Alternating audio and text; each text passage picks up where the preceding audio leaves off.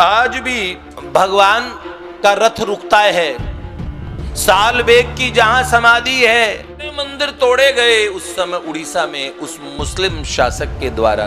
तो ये जो उड़िया माता थी, इनके एक बालक हुआ, उसका नाम रखा गया मुसलमानों के नाम पे साल बेग। दिन रात अपने बेटे के पास में बैठ के आंसू बहाती थी। पहले साल बेग को पता लगा माँ के प्यार का। मैं तो मुसलमान हूँ, जगन्नाथ तो हिंदू है ना, हिंदुओं के भगवान है। उन्होंने कहा, बेटे वो जगत के नाथ हैं, तुम उन्हें पुकारो। भगवान कितने करुणा में, हमारे जगन्नाथ जी कितने करुणा में है। एक हिंदू राजकुमारी का विवाह जबरन हरण करके एक यवन के साथ कर दिया गया। उस मुस्लिम शासक ने बड़ा कहर ढाया हिंदुओं पे, बड़ा अत्याचार किया। असंख्य हिंदू जनमानस का संहार करने वाला, पर वो राजकुमारी सनातन धर्म को हृदय से छोड़ नहीं पाई। लोग हमें कहते हैं तुम पत्थरों को पूजते हो। Hindus are idol worshippers. हम कहते भी never worship idols, we don't worship idols, we worship idea behind the idols. उनमें जो मूर्ति में चैतन्य है, जो भगवत स्वरूप है, उन भगवान को की तरफ ध्यान केंद्रित करते करते हम उस भगवदीय सत्ता में भगवदाकार वृत्ति बना लें।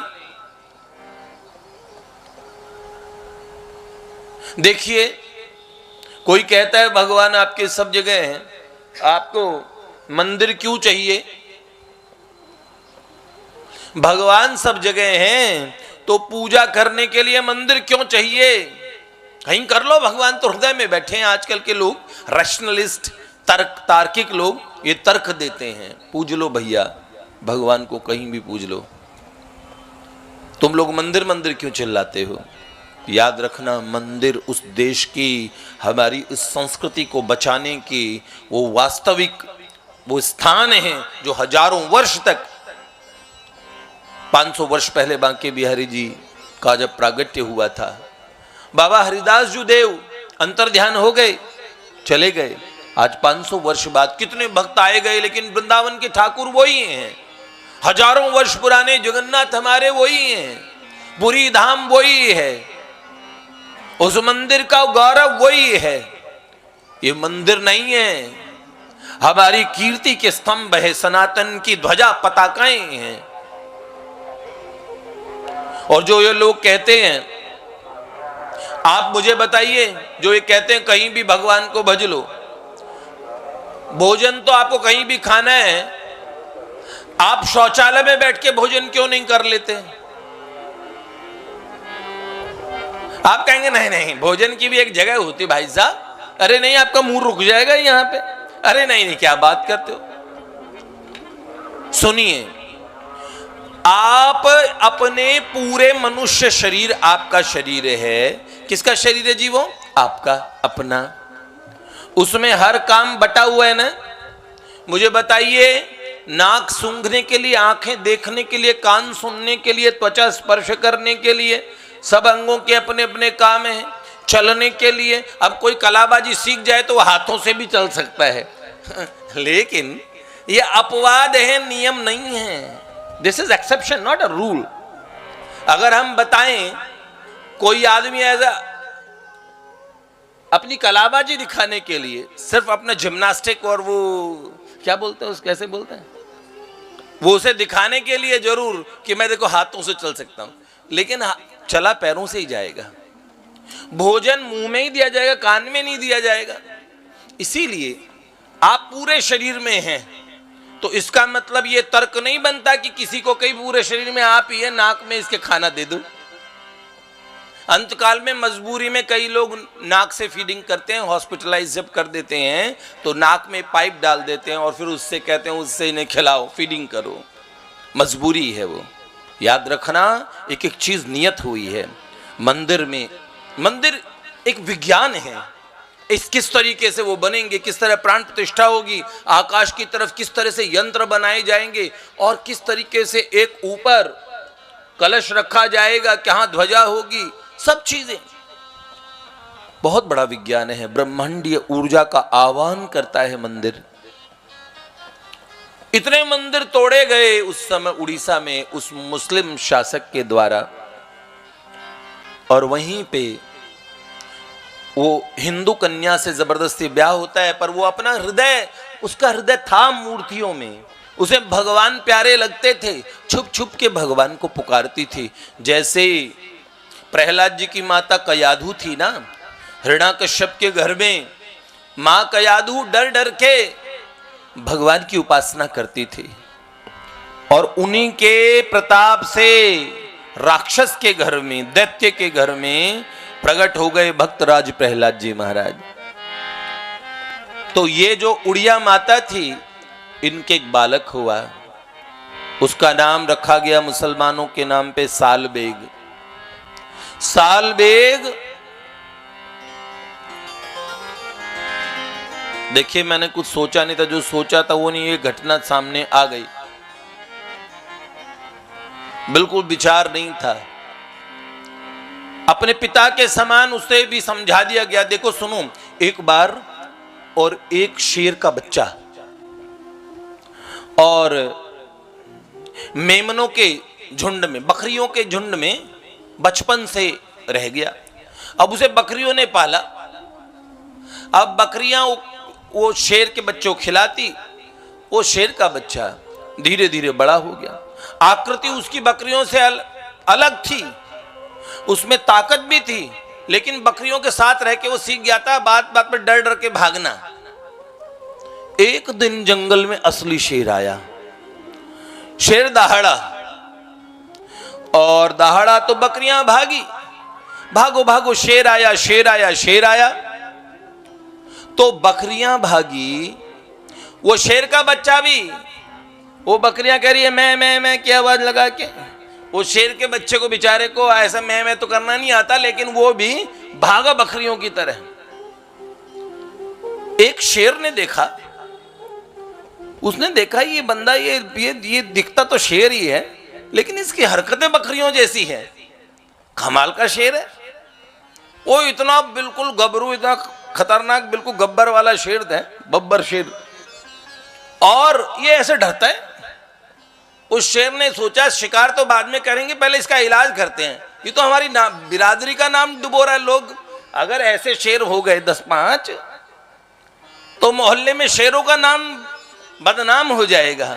जंगल में कोई राजा नहीं कहेगा हमें, हाँ, पूरे जंगल में थू थू हो जाएगी कि ऐसी नस्ल के भी शेर होते हैं। तो उस शेर ने बकरियों को छोड़ा, भागा उसके पीछे, और वो शेर भाग रहा, बचाओ बचाओ, शेर आया शेर आया शेर आया। शेर कह रहा है, कमाल का शेर है। अब शेर ने उसे दबोचा, तो जो शेर बकरियों में पला तो भागा, हाय राम कोई मुझे बचाए। उस शेर ने दहाड़ा बहुत, उनका मूर्ख है, किससे डर रहा है? कह रहे तुमसे। कर क्यों डर रहा है? कि तुम शेर हो। अच्छा, और तू क्या है? मैं बकरी हूं। तू बकरी है? अच्छा, कमाल की बात है। हाँ मैं बकरी हूं। उन्होंने बोला भैया इसको विश्वास दिलाना पड़ेगा। उस शेर ने उसे झपट के पकड़ा और उनका चल सामने वो सरोवर देख, और देख अपने आप को। उस शेर ने देखा और जैसे सरोवर में झांका तो वो बिल्कुल शेर जैसा ही दिखा। उन्होंने बोला क्या ये मैं हूं? उन्होंने बोला हाँ ये तू है, ये तेरा स्वरूप है, ऐसा ही है तू। तो मैं बकरी नहीं हूं? हाँ नहीं। वो बकरियां तुझसे अलग नहीं दिखती? हाँ बिल्कुल अलग दिखती है, मैं तो अलग दिखता हूं। तो बोले बेटे शेर है तू, शेर, चल दहाड़ ऐसे। और फिर गर्जना की सिंह ने, और वो भी दहाड़ा, आ जाए कोई भी बाई का लाल। तो ये बात थी। जब हम संसार में रह रहे के भूल गए, हम संसारी हो गए। जे नर विमुख भय गोविंद सोन, जन्म अनेक महा दुख पायो। कितने दुख पाए हैं हम, संसारी हैं। हम क्या करें, हम तो बेचारे संसारी हैं। वास्तव में हम भगवान के ही थे, भगवान के ही हैं, भगवान के ही रहेंगे। ये बात हो गई हमारी। साल बेग को लगने लगा मैं मुसलमान हूं, अपने पिता के संग में रह रह के संग दोष थे, और बड़े हमले किए उसने भी। युद्धों में जाता था पिता के साथ, जो पिता आज्ञा करते थे, बहुत वीर योद्धा। वो बेचारी हिंदू मां का हृदय रोता था। उस नवाब ने तो हजारों हिंदू कन्याओं से विवाह नहीं किया, कितनी संतानें उत्पन्न कर दी, बड़ा अत्याचारी था। और उसी समय एक दिन भगवत कृपा से कभी कभार भगवान थप्पड़ मार के सिखाते हैं, चोट लगा के सिखाते हैं। उसी समय युद्ध में सालबेग के मस्तक पे और दूसरी सेना की तरफ से प्रहार हुआ। इतना गहरा घाव, भाला माथे में घुस गया। बड़ी मुश्किल से दवाइयां चली, बड़ी मुश्किल से इलाज चला, और वो बच तो बच गया, लेकिन उसका घाव नहीं भरता था, बड़ा बीमार था। पिता ने इलाज की व्यवस्था कर दी थी। मां दिन रात अपने बेटे के पास में बैठ के आंसू बहाती थी।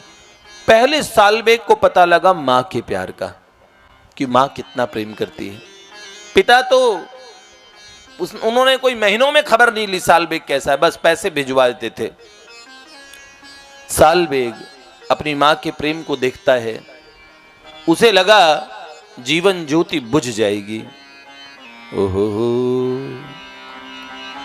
मां ने कहा, बेटे अगर मेरा कहा माने तो मैं आज तुझे एक बात बताती हूं।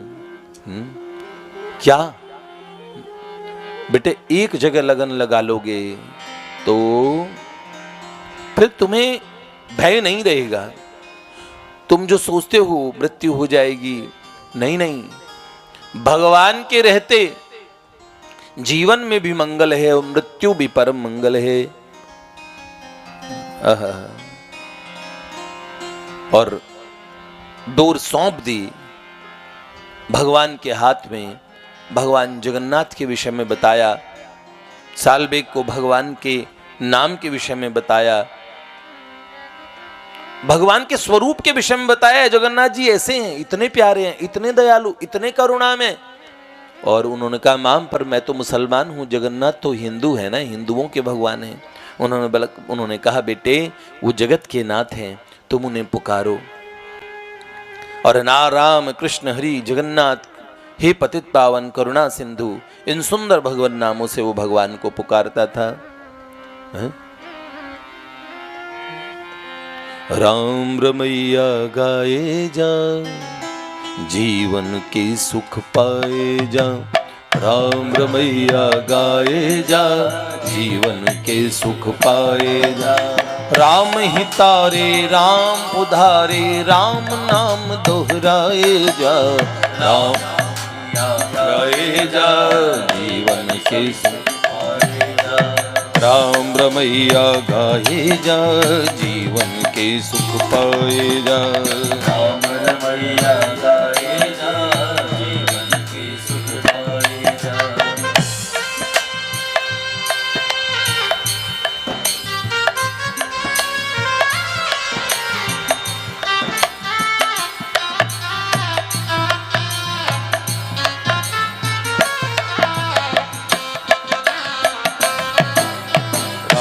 रमैया गाए जा, जीवन के सुख पाए जा। राम रमैया गाए जा, जीवन के सुख पाए जा। सुबह यहाँ तो शाम वहाँ है, राम बिना आराम कहाँ है। सुबह यहाँ तो शाम वहाँ है, राम बिना आराम कहाँ है। राम रमैया गाए जा, जीवन के सुख पाए जा। राम रमैया गाए जा, जीवन के सुख पाए जा।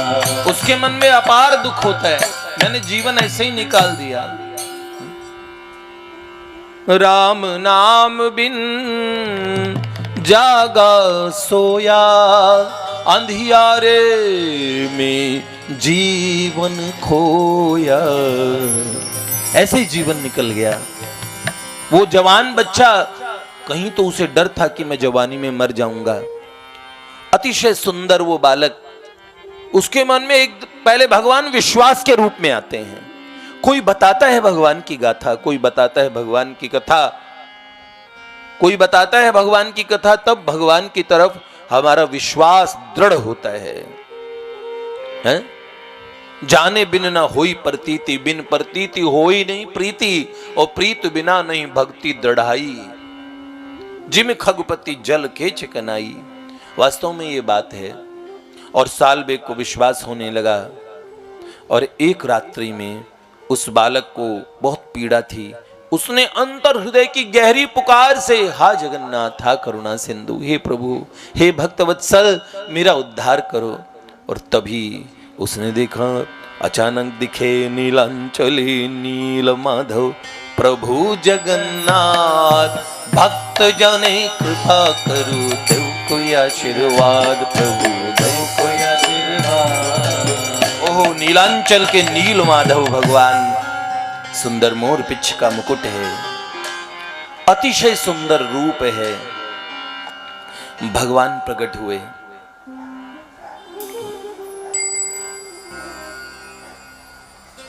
भगवान को देखा, उसका मन मयूर नाचने लगा है। ऐसे सुंदर, आंखों में करुणा प्रेम का सागर था। भगवान का सौंदर्य ऐसा था, देख के ही बावला सा हो गया। भगवान ने सुंदर बनमाला धारण कर रखी थी। भगवान श्री जगन्नाथ जी के दर्शन करके भगवान मेघ गंभीर वाणी से बोले, सालबेग, तुम चिंता न करो, अभी तुम जीवोगे। भगवान ने उड़िया में बात की। देख लो, भगवान सब भाषा में बात करते हैं। एक लेडी मार्टिन थी, अंग्रेज ऑफिसर थी, उसके पति कर्नल थे अंग्रेज, और उन्होंने भारत में पहला शिव मंदिर बनाया है। उनके पति को अफगानिस्तान में अंग्रेजों का और सेना का हेड बना के भेजा गया, तो अफगानी पठानों ने घेर लिया था। तो वो लेडी मार्टिन का ब्याह हुआ ही था, अपने पतिदेव से शादी हुई थी, नई नई, एकदम न्यूली मैरिड कपल्स थे। तो उनके मन में क्या था, मेरे पति कहीं मर न जाएं। तो मालवा में वो थी और उसके पति वहां आर्मी में वहां तैनात हो गए थे अफगानिस्तान में। कोई उस समय फोन कॉल्स तो आती नहीं थी, तो लेटर्स और तार और इनसे खबर आती थी। तो घुड़सवार खबर लेके आता था। हर 15 दिन में पति ने कहा खबर भेजूंगा।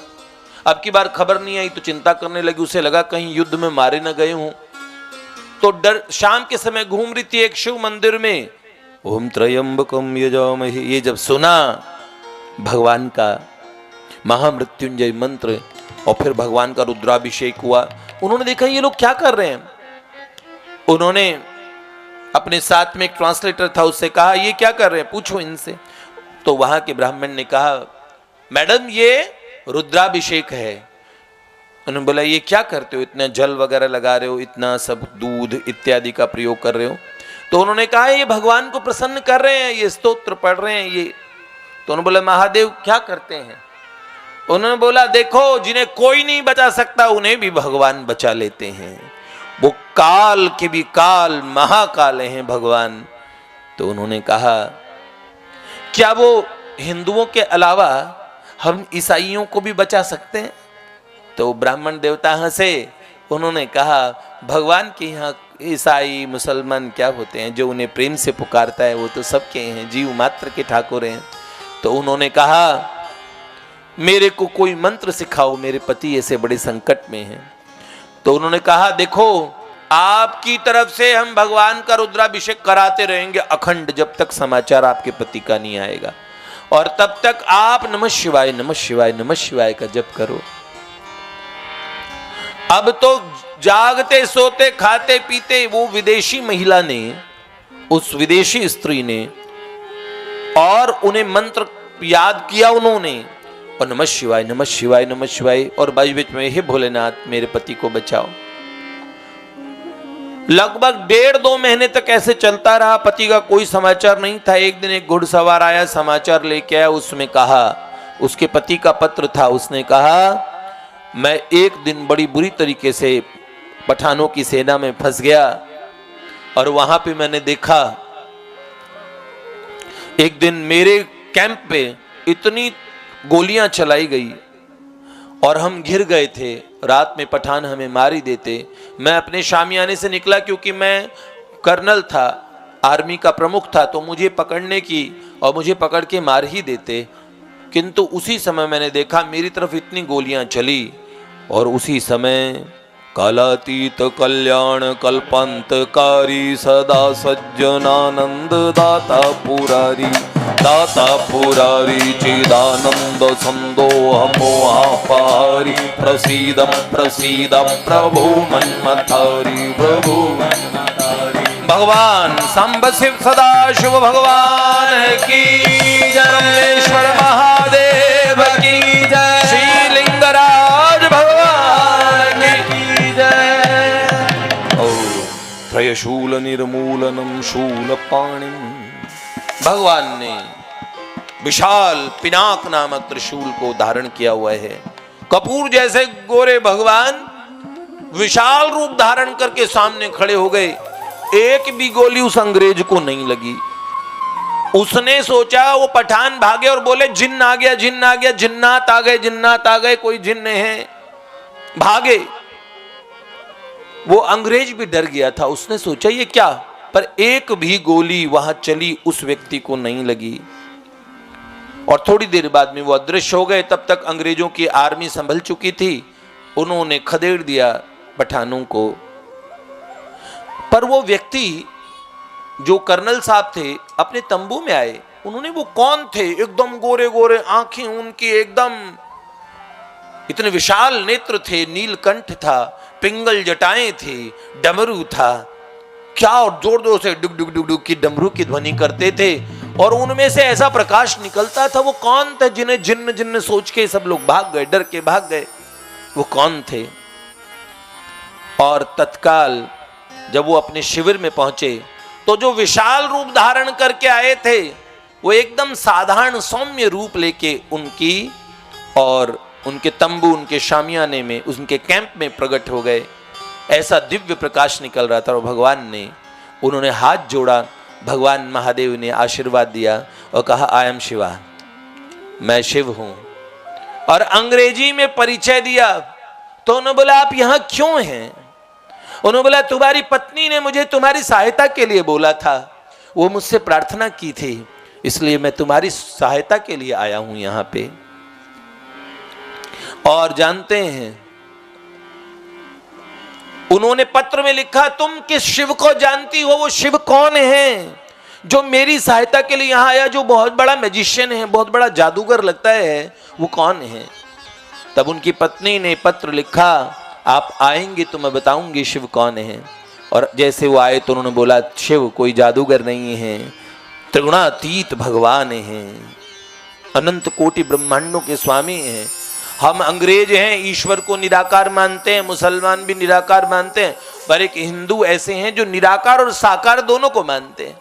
अगर भगवान को निराकार का ही शौक होता, अगर भगवान खाली फॉर्मलेस होते तो ये सृष्टि में इतने आकार क्यों भरते, इतने रंग भरी सृष्टि क्यों बनाते?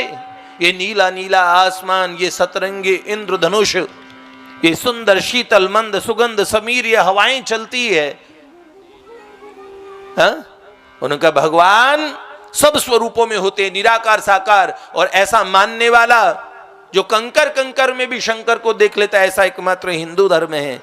ये हिंदू धर्म में भगवान शिव कहे जाते हैं। मैंने इनकी प्रार्थना की, मैं इनका मंत्र जपती हूं। तब उन पहले ईसाई दंपति पति पत्नी ने भारत का पहला अंग्रेजों के द्वारा बनाया गया शिव मंदिर मालवा में कभी दर्शन कीजिएगा। लेडी मार्टिन की प्रार्थना पे मार्टिन नामक कर्नल को बचाने के लिए भगवान महादेव प्रगटे। सांब सदा शिव भगवान की जय। अब जगन्नाथ जी ने बात की सालबेग से, अब तुम स्वस्थ हो जाओगे बेटे। इतना प्यार उसने कहीं देखा नहीं था। तो प्यार का सागर है, तेरी एक बूंद के प्यासे हम। और ऐसा उनके मन में बड़ा सुंदर भाव आया।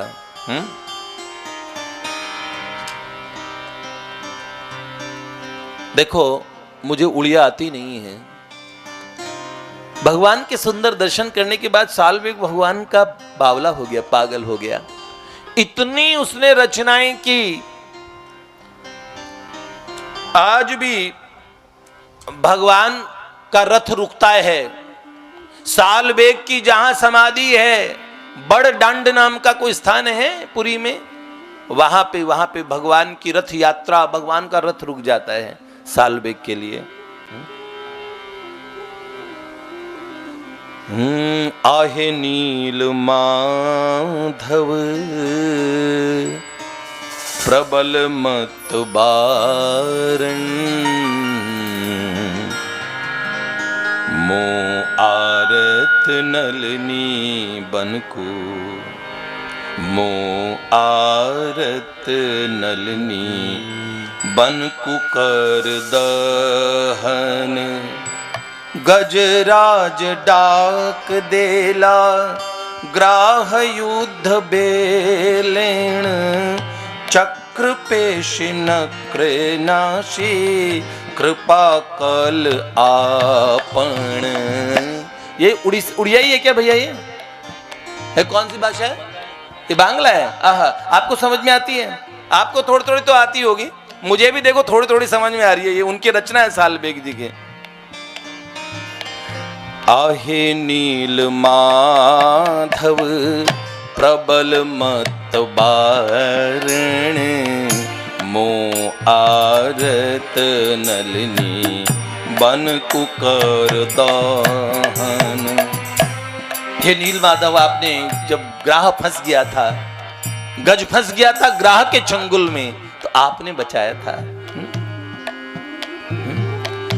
द्रौपदी चिंता कला कुरु सभत लेण, कोटि वस्त्र दे ताक लज्जा कल बारण। रावण रे भाई विभीषण गला शरण, केत केत विपितिरु रखी अच्छ आपन। अजामिल डाक देहा जीव जीवा बेलेण, तेड़े बड़ पापी गला बैकुंठ भुवन। प्रहलाद पिता से बड़ दुष्ट दारुण, स्तंभरु बाहिर ताकू बेदारी लातो क्षण। कैसे प्रहलाद की रक्षा की थी सरकार आपने? प्रहलाद पिता से ये बड़ दुष्ट दारुण, स्तंभरु बाहिर ताकू बेदारी लाता क्षण। कहे सालबेग हीन जाति रे मुयावन, श्रीरंगा चरण तले रख मोते शरण। कहे सालबेग हीन जाति रे मुयावन, श्रीरंगा चरण तले रख मोते शरण। श्रीरंगा चरण तले रख मोते। तो सालबेग के भी भगवान हो गए। भक्तवत्सल भगवान की जय।